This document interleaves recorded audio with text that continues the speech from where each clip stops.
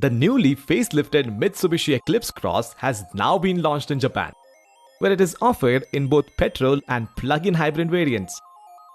The latter marks the first time the compact SUV gets a PHEV powertrain, which is derived from the setup used in much larger Outlander PHEV. According to Mitsubishi, the system consists of two electric motors, with the one at the front rated at 82 PS, 80 HP, and 137 Newton meters of torque, while another unit at the rear provides 95 PS, 94 HP, and 195 Newton meters of torque. Both provide all-wheel drive with Mitsubishi's SAWC Super All-Wheel Control system, ensuring efficient driving force is distributed depending on conditions. These e-motors draw power from a 13.8 kWh 300-volt lithium-ion battery mounted on the vehicle floor, which is recharged by a 4B12 2.4-liter MIVEC naturally aspirated 4-cylinder petrol engine that churns out 128 PS, 126 HP, and 199 Newton meters at 4,500 RPM. The system also charges the battery via regenerative braking and when the vehicle is plugged into a charging station.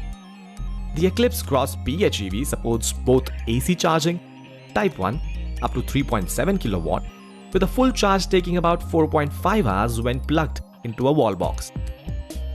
There's also DC fast charging up to 22 kW, with a 0 to 80% state of charge reached in 25 minutes.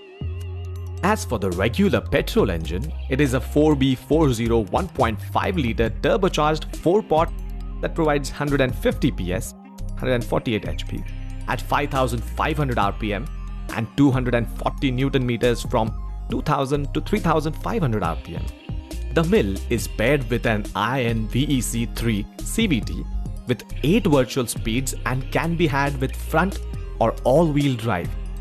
In terms of styling changes, the Eclipse Cross gets revisions to its front and rear, with the latter being the most significant. The previous full-width taillights and split rear windscreen are now gone, replaced with vertical L-shaped clusters and a single pane of glass.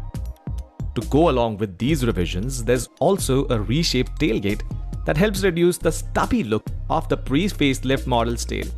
As for the front, a revamped 2-tier lighting arrangement sees a slimmer upper portion that acts as the LED daytime running lights, while the main headlamps have been moved further down, with oval housings with chrome detailing.